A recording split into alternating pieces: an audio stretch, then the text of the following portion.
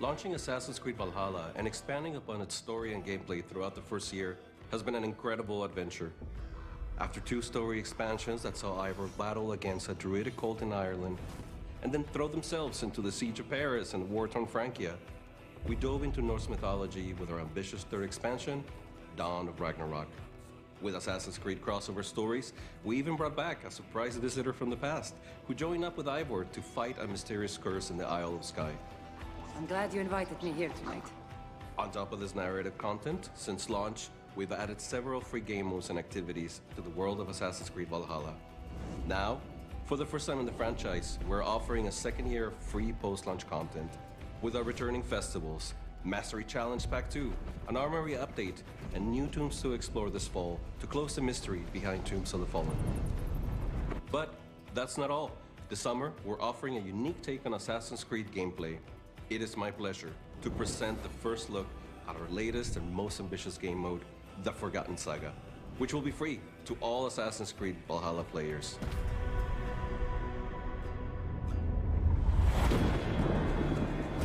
You do well to hide behind your monsters, daughter of Loki!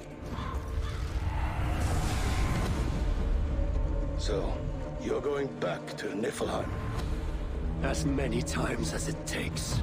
It is time to go to hell.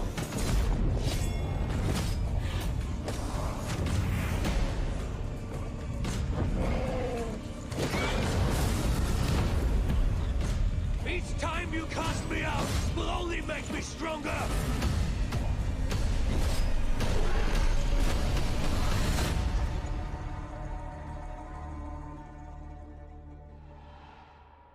We're excited for you to experience this summer a new roguelite-inspired journey into Niflheim, the spectacular realm of the dead. And stay tuned until the end of the year for one last surprise. We will reveal the last episode of Ivor's story as a free chapter for all players as well.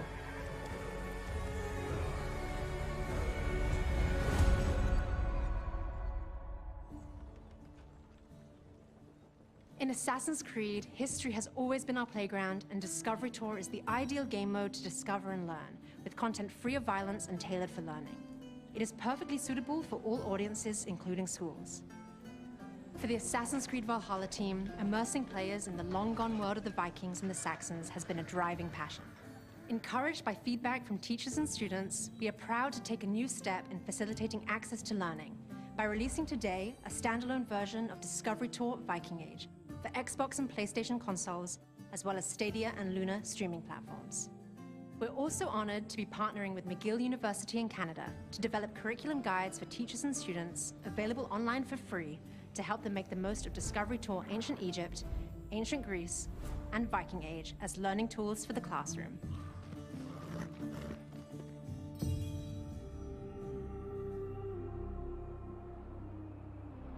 We want to celebrate our 15th anniversary with you by releasing a free title update that our community has been passionately asking for. 60 frames per second support for Assassin's Creed Origins is now available. Experience Ancient Egypt under the reign of Cleopatra, now in 60 FPS on Xbox and PlayStation next-gen consoles. To celebrate with all of our players, we will be hosting a free weekend for Assassin's Creed Origins from June 16th to June 20th. The beautiful world of ancient Egypt is a great place to start revisiting and celebrating past Assassin's Creed games. Our 15th anniversary is about rewarding you for your incredible support. To get started, several sets of Assassin's Creed Origins tattoos, along with a naval pack, will be available this week in Assassin's Creed Valhalla.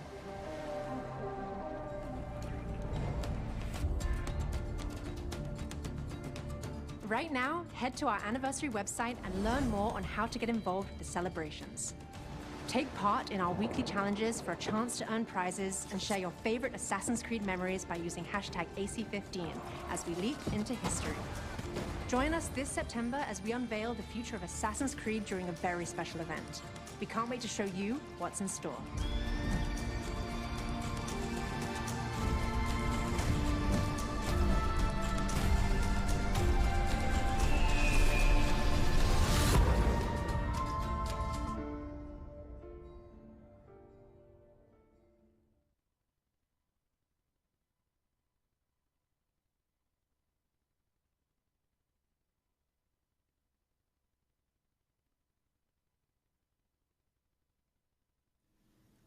Hello, everyone, and welcome to the Assassin's Creed 15th anniversary celebration event. My name is Yusuf. I'll be one of your hosts today. I'm joined by my co-host, Chastity Vicencio. Chastity, how are you today? Hey, I'm excited. That was very exciting stuff. So I'm happy to be here to celebrate Assassin's Creed with all of you. And we have a special guest, you said. Oh, yes, we do. We are joined by Assassin's Creed producer, Jose Ariza. Jose, thank you so much for joining us. Oh, it's my pleasure. This is exciting and thrilling all at once.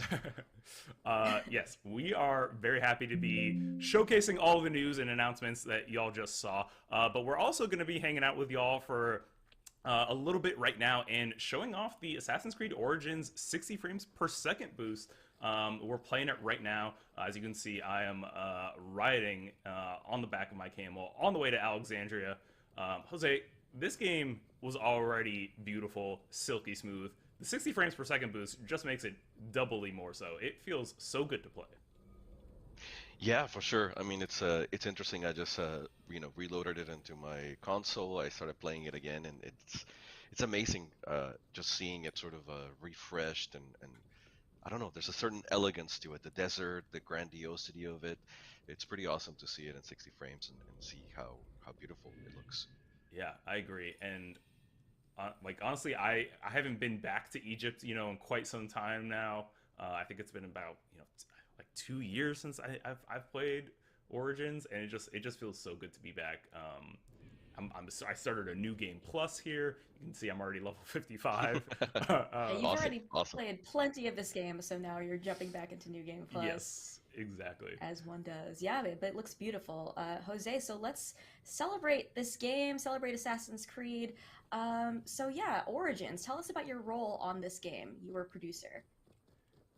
God, that feels like a lifetime ago. So at that point, I believe I was associate producer, and I was in charge of basically being the liaison with all other Codip studios. It was a massive production, and it was my pleasure to be able to work with all the studios that were participating. Sofia, Singapore, Bucharest. I feel like I'm forgetting somebody. Sorry, but it's been it's been quite a while, and it was amazing being part of this production. It was also officially my first full Assassin's Creed production, as I had just joined the studio, and it was amazing, being part of this entire production with so many awesome, talented people, passionate people. It was also a really interesting time of the franchise, obviously re-envisioning what Assassin's Creed would be for the future. So it was thrilling and nerve-wracking to say the least. I imagine there must have Absolutely. been a lot of excitement and maybe internal pressure that you were feeling of bringing the game back, the brand back.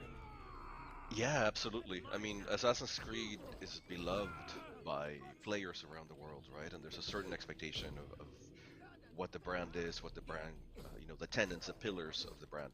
It was really fascinating trying to find out how do we bring Assassin's Creed into an open world? How do we give agency to the players of how they play it, how they consume, and there were so many changes. It's funny watching it right now. It feels like, yeah, of course, this is exactly how it should have been.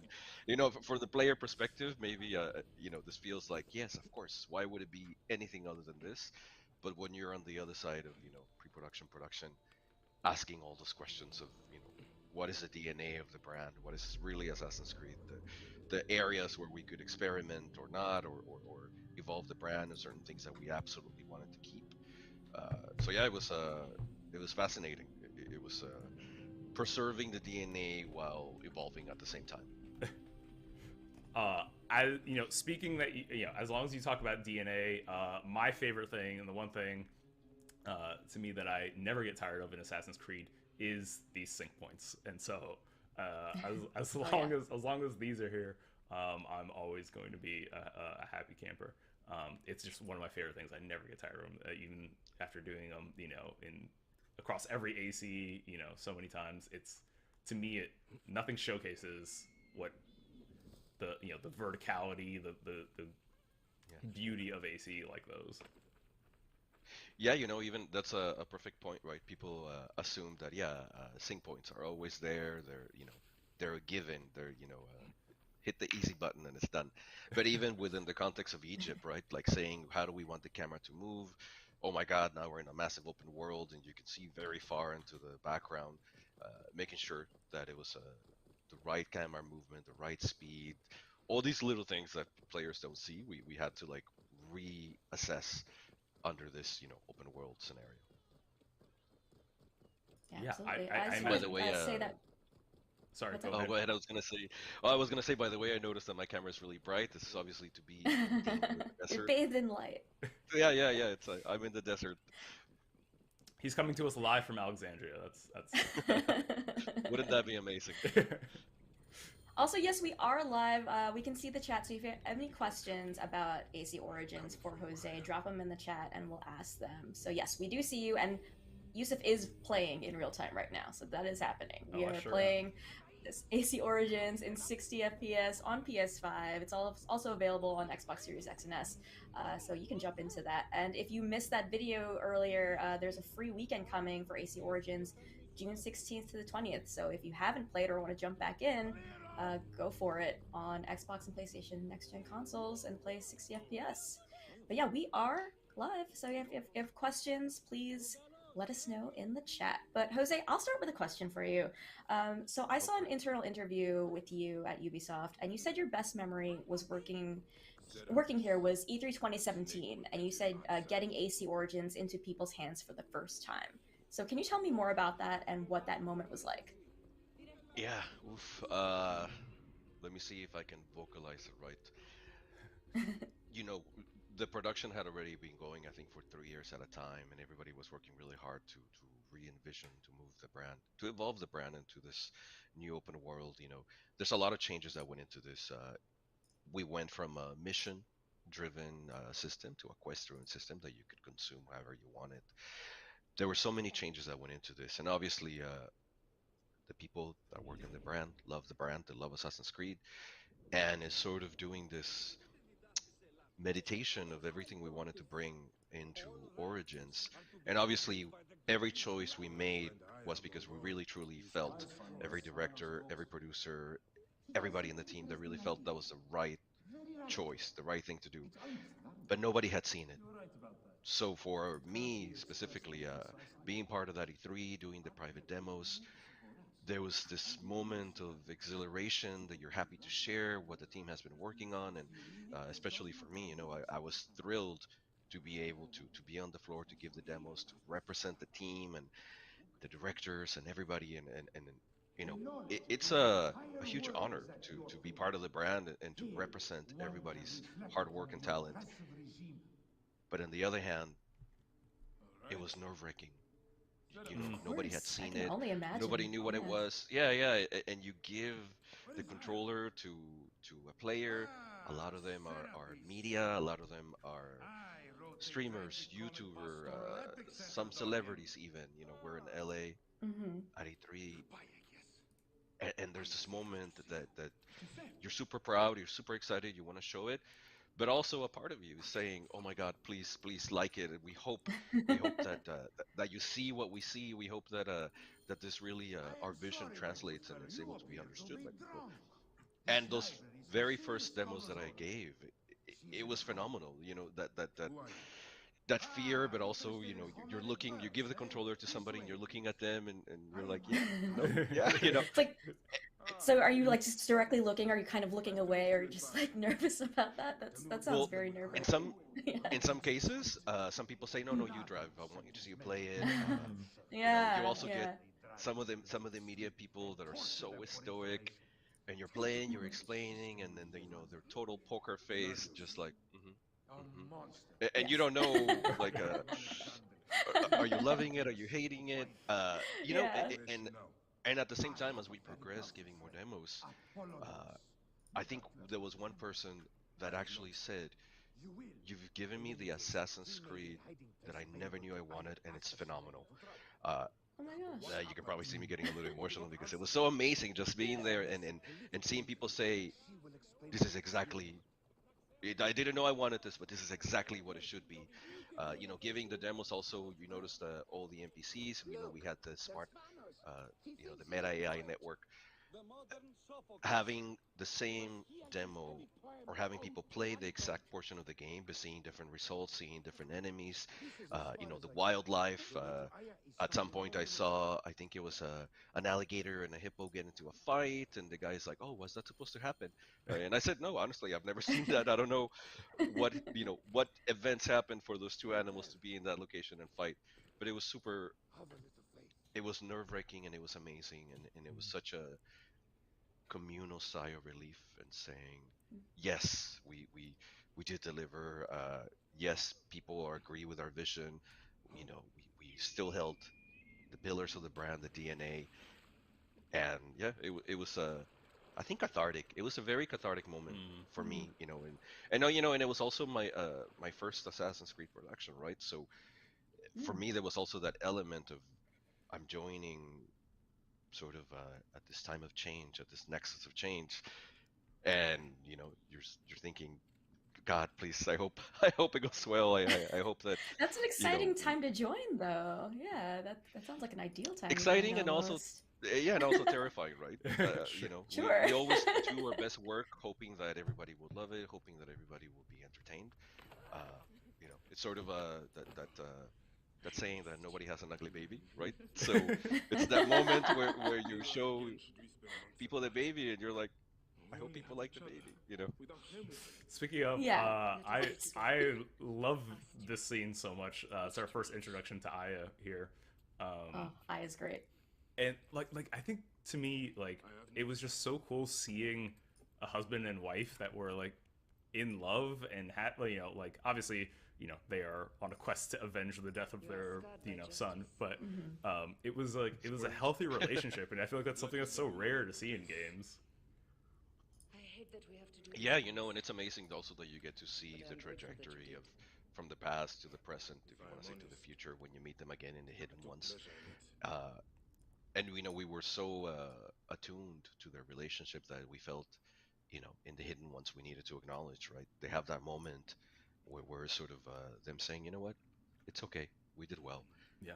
But seeing that trajectory, and it's funny because it wasn't a big speech, it wasn't melodramatic. It was just a moment where I feel, and I hope that we captured that the journey as a couple, as people, as human beings that they had, and in the end, just saying, you know what, we don't need to give a big speech. We're okay. We're cool. Yeah. That's actually it's. I'm so happy you bring that up. That is one of my favorite moments in gaming. Period. It's just after Bayek and Aya have been, separated at the end of the game, and them coming back together and reuniting there for that moment. And there's a shot where their foreheads touch and like they embrace, and like it fills my heart every time. It's super nice to hear you say that.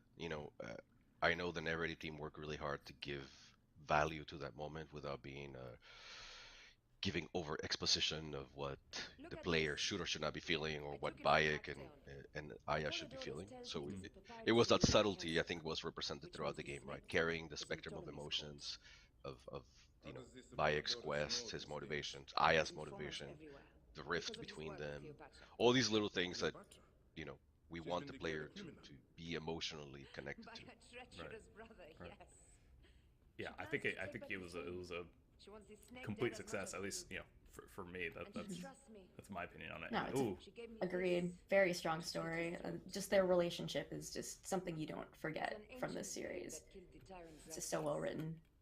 We get the first hidden blade. Yeah, I'll show it. Ooh, be careful. Don't point that at your face. There you go. У них что, вопросы закончились? Че они, блядь, что-то ждут, о чем-то думают? Че за фигня? Конференция какая-то, блядь, колхозная. Они что, вопросы, блядь, на 2 минутки и все, блядь. Вопросы закончились, они теперь не знают, о чем поговорить. Какая-то херня, блядь. Почему?